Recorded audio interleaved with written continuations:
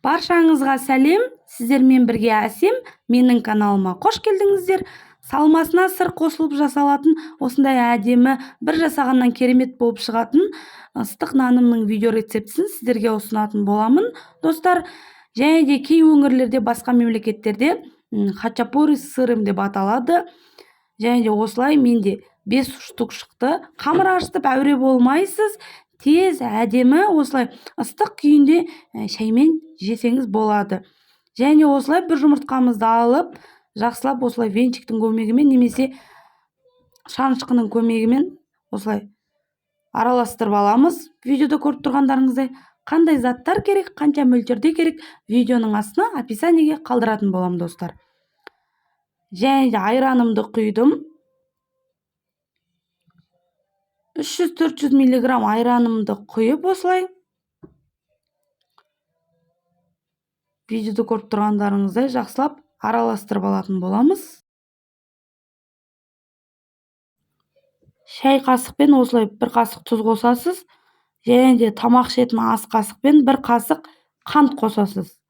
Видеода көріп тұрғандарыңыздай, және де қант пен тұз ерігенше жақсылап осылай араластырып аламыз.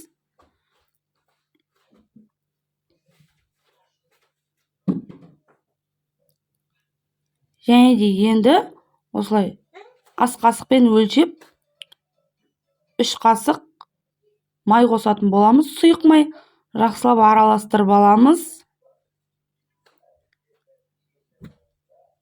Міне, видеода көріп тұрғандарыңыздай жақсылап араластырып алыңыздар. Енді електен өткізіп, ұнымызды қосамыз. Және де ұнға бір қасық содамызды араластырып, бір қасық толтырмай, кішкентай қасық, шай қасық толтырмай, содамызды қосып, жақсылап осылай електен өткізіп, жұмсақ қолға жабыспайтын қамыр елейтін боламыз.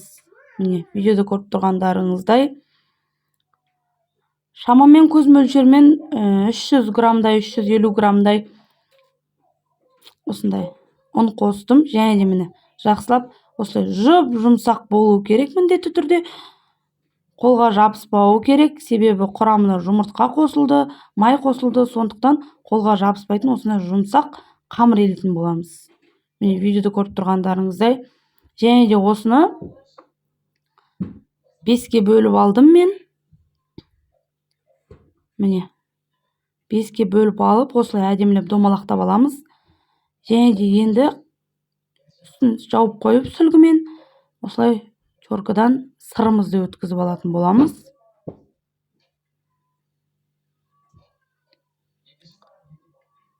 Жақсылап осылай чоркадан сырымызды өткізіп аламыз. Сырдың көп болғаны жақсы.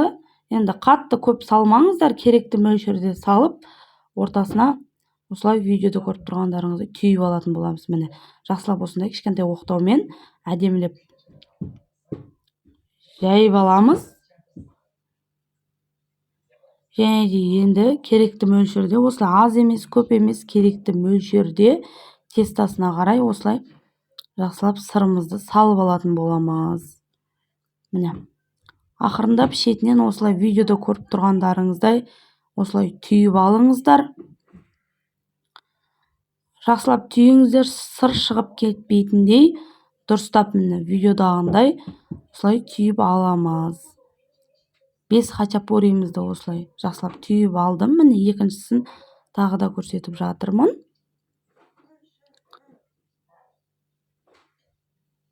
Көп ұн қолданбаңыздар, кішкене ғана ұн қолданып отырасыздар. Көп ұн қолданбаңыздар, себебі бір-біріне қазір қамыр бірікпей қалады. Міне, видеода көріп тұрғандарыңыздай сырды осылай салып, шетінен осылай жақсылап түйіп алатын боламыз.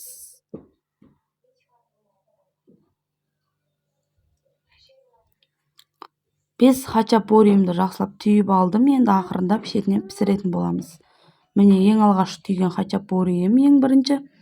Міне, жайлап осындай шариктер шығады, жарып алмай, жайлап ақырындап осылай жаятын боламыз. Қамырымыз жұмсақ, тез жайылады.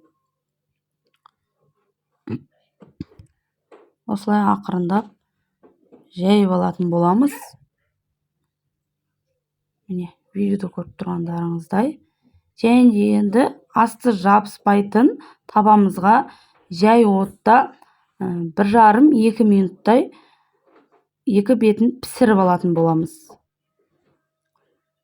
Міне жай отта осылай пісіріп алыңыздар. Міне қызарып әдемі боп, жұмсақ боп пісті. Және де көтеріліп екінші беті пісіп жатыр. Жай отта осылай тез пісіріп аласыз. 1,5-2 минутта піседі бірінші беті, ал екінші беті 1 минут көлемінде піседі, екінші беті тез піседі. Міне осылай алып аламыз, және де екінші хачапурийімізді саламыз.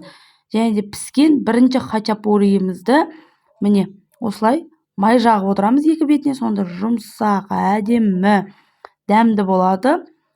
Осылай сливочный масло жағасыздар. Және де міне хачапурийіміз дайын болды.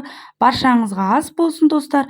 Видео ұнаса, поделиться батырмасын басып, міндетті түрде жақындарыңызбен бөлісіңіздер.